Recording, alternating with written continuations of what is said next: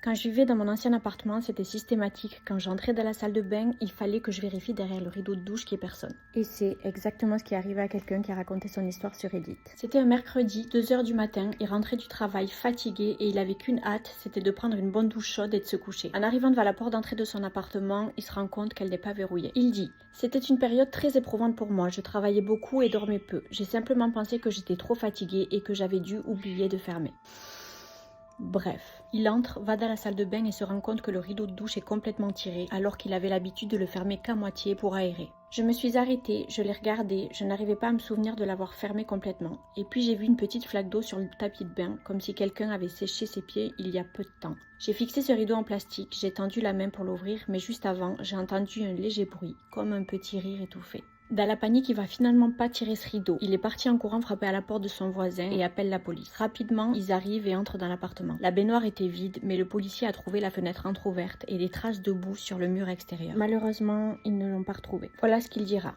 Combien de secondes m'ont séparé de ce qui aurait pu se passer?